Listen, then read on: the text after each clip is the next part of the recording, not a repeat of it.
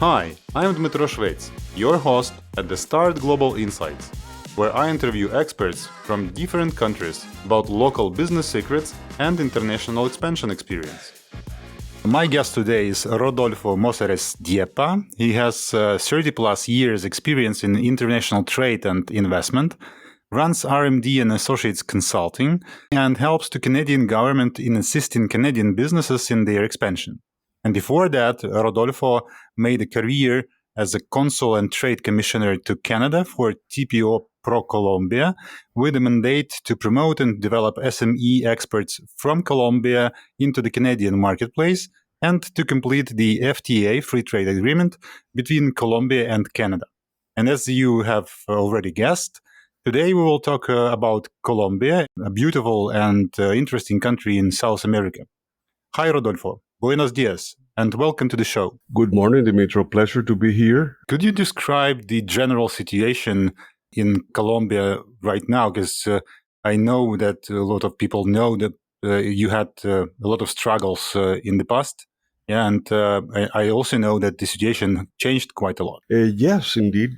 Colombia right now is going through a what would call in politics a pendulum moment.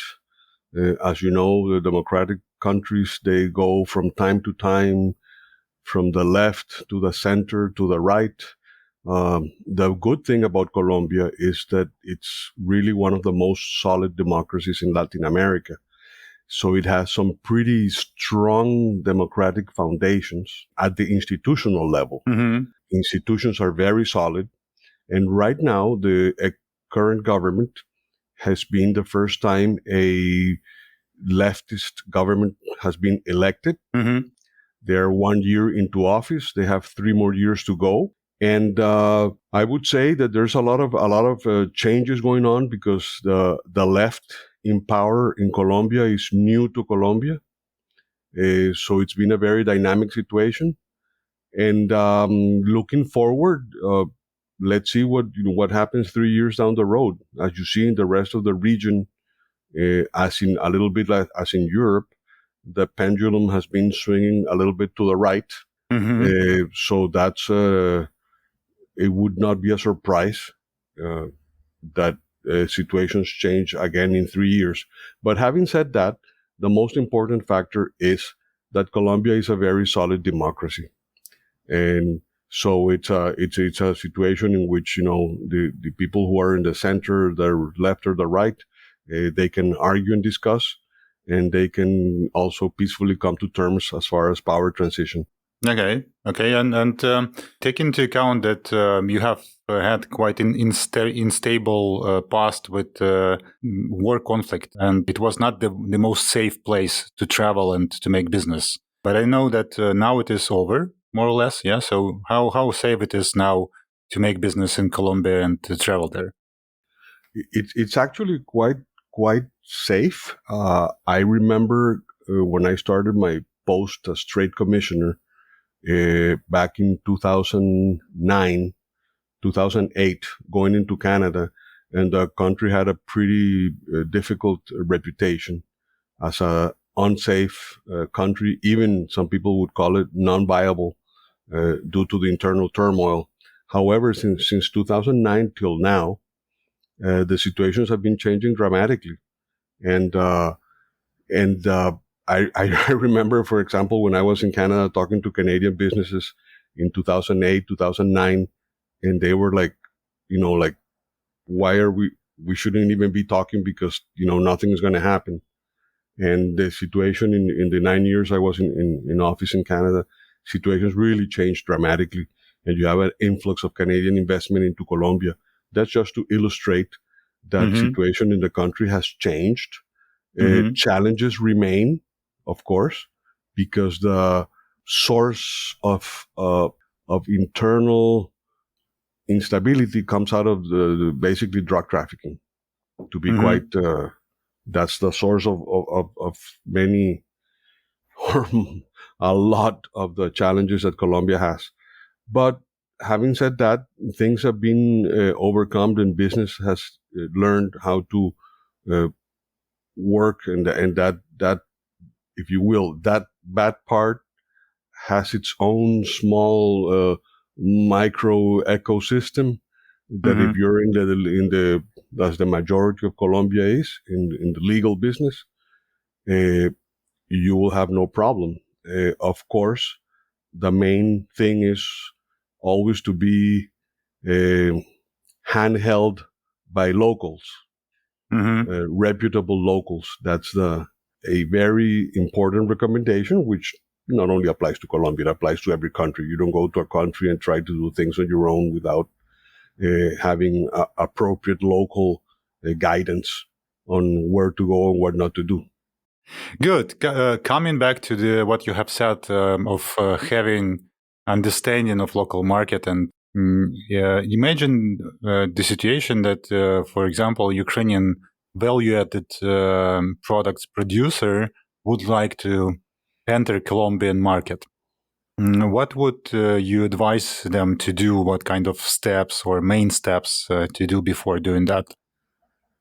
Well, in these days, I've been in this business, as you mentioned in my introduction, for more than 30 years. And what has happened today is that it's unreal the amount of fast research one can do online regarding a preliminary analysis of a market, whether there's some interest or not. There is numerous sources that a businessman can have access to, which are free on the internet, to do research on the market profile of a country or a segment or a sector. And to begin with, you have the Colombian trade, the TPO ProColombia, which has a website. It's Colombia Trade, which has a website which also caters to the countries trying to sell into Colombia. So that's a source of information. The WTO, World Trade Organization website with statistics, it's very friendly, and you can get a lot of information there.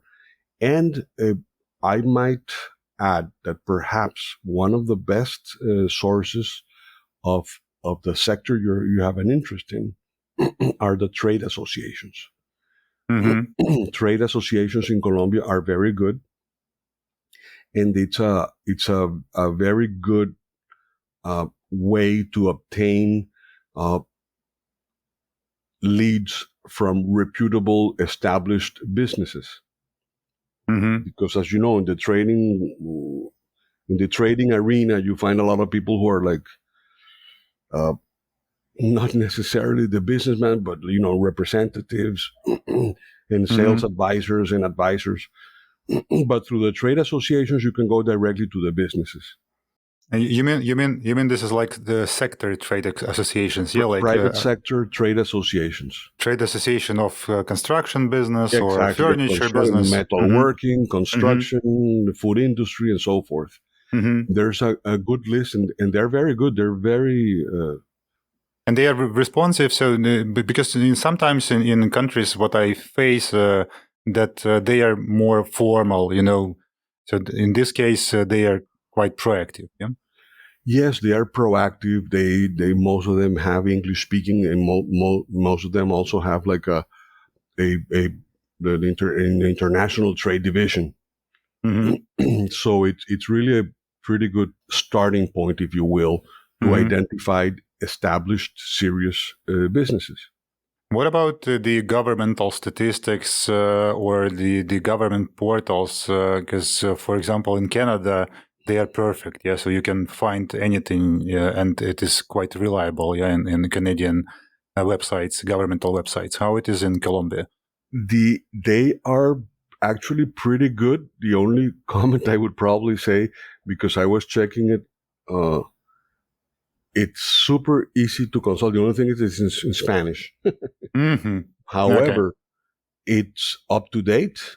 You can go to a very good grade of detail. You can really pinpoint out to the 10-digit level of the harmonized tariff system. You can go, and the process to consult is very, and maybe you would not have because it's very straightforward. So maybe from Spanish to English, it's just experts You choose exports, imports, and then you have the HS number. Yeah, it is not too difficult to Exactly. understand, or to even to translate with some automatic translation, because Spanish is quite good translated to English. Okay, so the first step is to analyze the market from like the cabinet research. You have to do your homework and get information about the country and the potential markets. What would be the next one? Then the next step would be to have some before in country having some cultural sensitivity of how you do business, because there are differences indeed. And I'm going to mention an example to show how different Latin America can be, because well, that's Latin America. You deal with it this way, and that's a generalization. And I'll just give you an anecdote. When I was trade commissioner, we had focus meetings with the business community in Colombia to explain how was the culture of the countries that we would represent. So we have a meeting with the North American bloc, meaning me as a trade representative of Canada, the U.S. trade representative, and the Colombian trade representative in Mexico. And part of the workshop was telling the business community in Colombia how to deal culturally with Mexico, the U.S., and Canada. So at that point, my Colombian counterpart heading the Mexico office gives a speech on, and this was the cultural aspect of doing business. And he goes, the first thing you have to do is establish a personal relationship. So if you go to an office, for example, and you see pictures of the kids of the businessman doing there, start talking about the kids and maybe establish some relationship about the sports, and it'd probably be soccer. And then you would be talking about that. And then, talking about the personal family. And for example, when you go to dinner, the etiquette there is you don't talk about business during dinner. You only talk about business after you pay the bill. In the dinner, after you pay the bill, in the dinner, you talk your business case. And I was paying close attention. Then he goes, in addition to that, in Mexico, if you shake hands, you don't have a deal. You have to shake hands and a hug. If you shake hands and there's a good hug, you close a deal. But you shake hand doesn't mean that you're closing the deal. It has to be shake hand and a hug. And I was paying just close attention. And then it was my turn to explain how was the cultural business etiquette in Canada. And I said, I'm going to thank my colleague because he has made my presentation very short.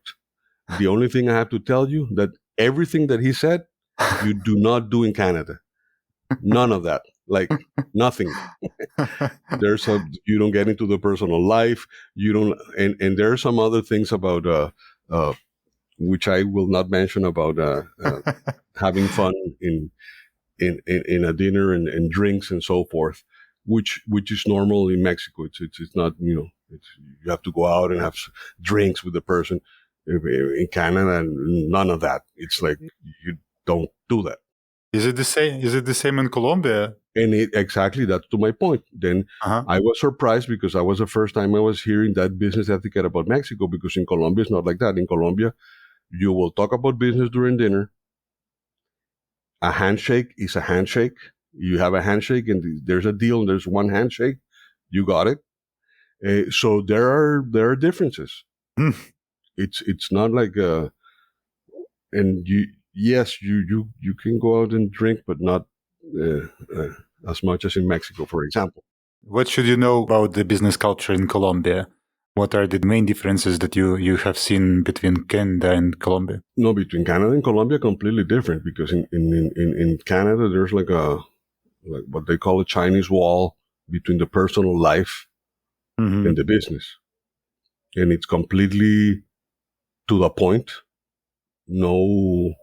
There's no room for I mean, you can have a very effective business meeting in Canada that lasts 5 minutes. And here in Colombia, you will never get business done in 5 or 10 minutes, as I mentioned in Canada. That's out of the question. Mm-hmm. You also have to go through the know each other, to have the lunch or the dinner, and and get to establish a more personal relationship, to know the other person. And that's clearly key. But is it like a small talk and pro-formal situation, or you really need to be in a long-term personal relations with your Long-term counterpart? personal relationship is better. And also a recommendation I would do is, a very important recommendation is, whatever you agree or you understood you agree, put it in writing. Mm-hmm. And I'm not talking about any legal contract. I'm talking about an email. To be clear that what you understood is what you spoke about. Okay, but before like going into this personal relations, yeah. So you need to find this person to to go into the personal relations. How would you advise to start looking for potential clients in Colombia? One thing is, as I said, the internet research is completely key. And then there's a lot of events which the TPO ProColombia organizes all over the world. They have these like matchmaking forums, Mm-hmm. in which they even sponsor the companies that go. Mm-hmm. So, and that's a very good place to meet. And that's happening all over the world, sponsored by ProColombia, and in Colombia. And as a buyer, as a foreign buyer, you get sponsored to come in and show your products. So Oh, you can really? you can even apply for assistance, and in many cases it's generous. And what happens is that you have these matchmaking events in which the buyers meet the suppliers. And it's a matchmaking thing, hour meetings, one after the other during the day, and it's very effective. So that's a source, the matchmaking forums. Okay.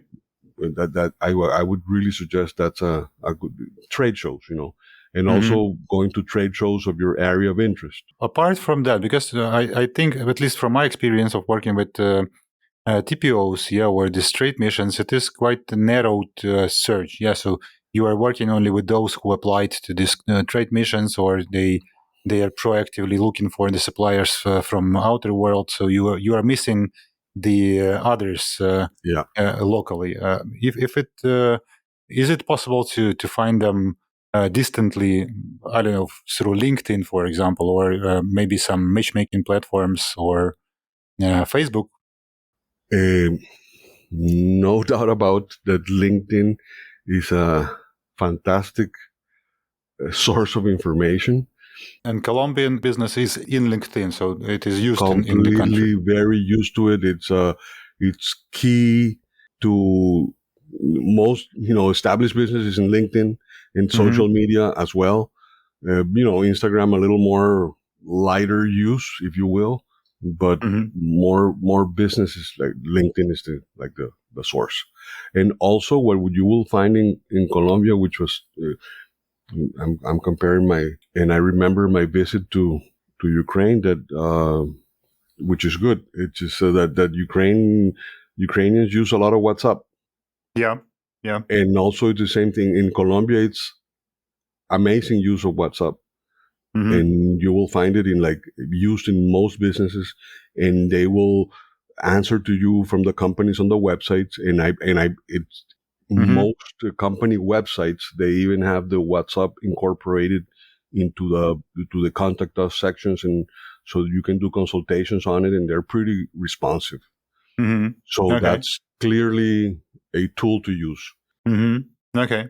What about the cold calling or cold sales? How it is difficult to reach the decision maker. Let's say we have found one in LinkedIn, so we understand who is the role that we are willing to address, but then we need to contact and get this WhatsApp number, from him or her.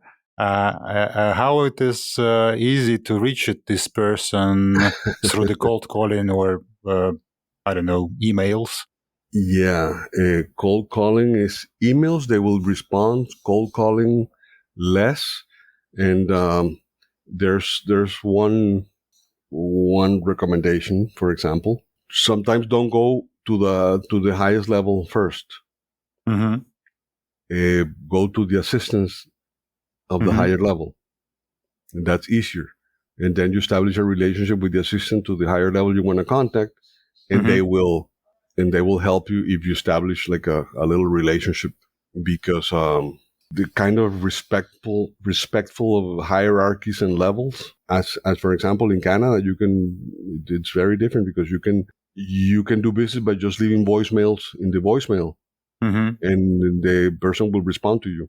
But like in Colombia, voicemail doesn't work that well. The previous episode was about Arabic Emirates, United Arab Emirates, and there was this point that name yourself as high as possible. Yes, and get the titles. The titles play a huge role. Yes, that is exactly similar. same Similar, yeah. Similar, exactly, from title to title. Okay. Okay. What about the language? Is it possible to make it with English, or you need to have Spanish? It's really possible to make it in English, because it's in the business community. It's very, very used. So I wouldn't find a difficulty there. I assume that one of the main trade partner of Colombia is the United States. Yeah, so that's why. Yep, indeed. Yep, exactly. They're so close. Remember that, that, for example, the 3 of our cities on the Caribbean Sea are just 2 hours and a half by airplane to Miami. And the negotiation culture and the relation culture is more formal, yes, as far as I understood. Yes. How should you approach the people, and how should you call them? Like, should you use the last names, or you can call by first name? You should. That's tricky. That's tricky, because if you are from the same rank, you have more liberty to call in the first name. Okay. And if you're not from the same, director to director, then Mister or Señor or Doctor. Sometimes in Colombia, Doctor is overused, because they call Doctor basically somebody who has a university PhD title without having a doctorate or a PhD. Okay. Like so I would be a doctor in Colombia. Yeah, it's a good thing. So yeah, exactly. I would be triple doctor in Colombia. in Mexico, it's different. It's licenciado. And they call licenciado anybody who has a university degree. You immediately become a licenciado, which means somebody who's licensed, or somebody who has a degree. And you call people like that, yeah? So like licenciado. Licenciado, but that's in Mexico. In Colombia, in Mexico. Yeah, in Mexico. In Colombia, no. In Colombia, if they think you have a title, you're a doctor. You don't have to have not even an undergraduate. If they think that you went to university, you're a doctor. Okay. Okay. What should you know before negotiating with Colombians? Any kind of advice or tricks? No, my main advice would be that you have to have cross references all the time. Like, you have to have a referral. Referral from someone. But not only a referral. A reference means that somebody tells you that this company is serious, or this person is okay. You have to have more than one source telling you this is a good company. That's why I mentioned you go through the trade association. They can give input on what the company's like or their trade practices.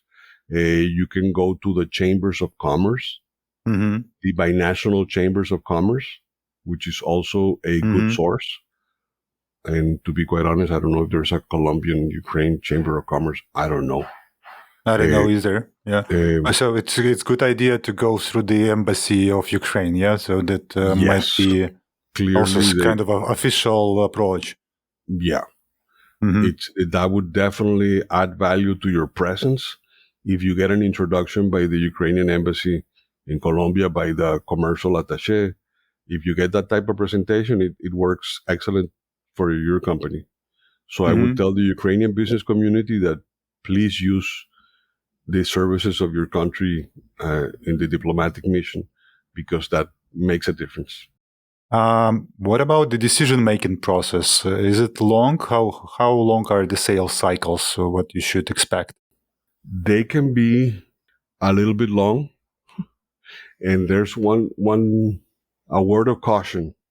And the word of caution is that, and I say this very respectfully, that Colombians are so proactive and so business-minded that many times they do not know how to say no. So sometimes yes can be no. Exactly, because it's, are you interested in this product? Yeah, let me check it. Let me check it out. And like, no, it doesn't come out of them. It's not my sector. I'm not interested. They're not good at saying no. So don't be misled. It's like not to be impolite, or why they are not, or just it might be like now it is not interesting, but it might be interesting in the future. So I need everything. Yes, I want to keep it's like I want to keep all my options open, and maybe, yes, I'll connect you with somebody and then we do business. And it's not like, you will very little time have people say, you know what, that's not my field. And I don't think I'm interested in that product, because that's not the type of thing we do here. They're not good at saying that. Okay, clear. How to get the real no? Is it possible is there any ways to understand what is behind? Not to understand what's behind is for them to keep an opportunity open, but I would get to get a faster determination on whether it's for real or not. The responsiveness to an email, for example. A well-crafted email will allow you to understand whether this guy is just saying he's interested in, but not really.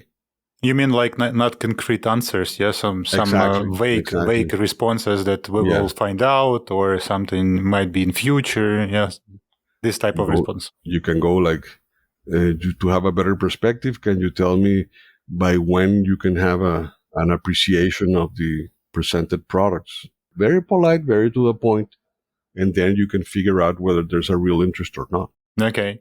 And talking about that, how good are Colombians with deadlines? Can you expect that what has been offered to you or promised would be in time? Yes, that will happen if you're dealing with a mature company that is already selling to developed markets. The companies which are already selling into developed markets, they understand that very well. But if it's a new company that doesn't have the experience at that level, it's a little more complicated, because they do not get the developed markets need to be completely precise on timings and schedules. Well, so that's really changing quite a bit. So for the better, because just to give you an idea, the exposition to international trade via air, meaning all the eBays, Amazons, and all of those companies, which are doing very well in Colombia. The local business has brought the level much higher, to the point that you are doing purchases online in Colombia, and you get same-day delivery, for example. That exposure to that kind of international competition has changed recently dramatically. That mañana thing here is like, if you go into that mañana thing, you're dead. How developed is the online trading in general? It is. I'm doing a project in Colombia right now, so I've been here for like 3 months. Mm-hmm. And I have had a chance to experience firsthand, and I have done some testing and so forth. And I'll tell you, from the big companies to the small companies, they have embraced e-commerce amazingly. It is in many ways more advanced than Canada, which sounds crazy, but it is, because the electronic payment mechanisms are very, very, very developed. So it's easy for the small shop, for the medium SME, to establish an online e-commerce presence. And it functions super well. People have, at every level in Colombia, embraced electronic payments. I mean, it's part of the culture already. That e-commerce revolution in an amazing way in food delivery and in whatever groceries and hardware delivery and in anything in services. It might be a channel for coming into the country. Yeah, so not only the distribution networks, but also the e-commerce. Clearly. And you have the Latin American Amazon thing, which is called Mercado Libre, which works also very well. And you'll find that adopted by every level of society. Not it's just, the big business, whatever. No, it's...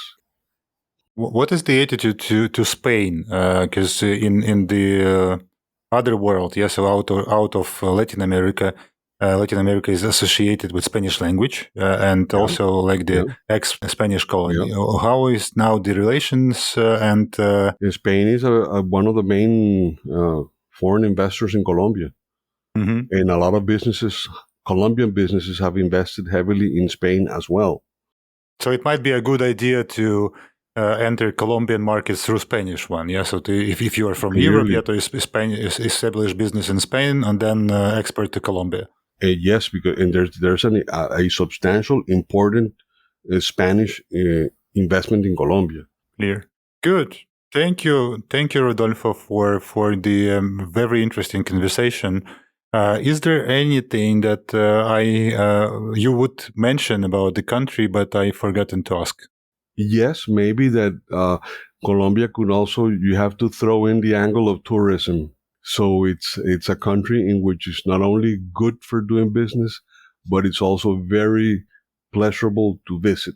One of the very particular things about Colombia is that it's in a short distance. You can be going from the beach to a perpetual glacier. In a very small distance. And even there's a beach in the Caribbean in a place which you're bathing in the beach and you're watching the snow caps. There's desert, there's tropical jungle, there's prairies, there's a desert in a small piece of land. I mean, when I say small, it's like roughly the size of Ukraine. Comparable. Yeah, comparable to Ukraine in land size. But since climates are all altitude, you have the Andes mountains coming right in between and splitting into three into Colombia. You will find just an incredible, mind-boggling diversity that is very pleasant. I mean, so take advantage. You can mix pleasure with business in Colombia. As soon as we will win this war, we will do the tourist traffic to Colombia as well. And I certainly hope that you win it as soon as possible. I know that's it's a long battle, but completely worth it. Thank you, Rodolfo. And in Colombia, it's very well appreciated what the Ukrainian people are doing. Thank you, and thank you for the really interesting conversation and sharing your experience. Fantastic, Dimitri. Thank you so much. Bye.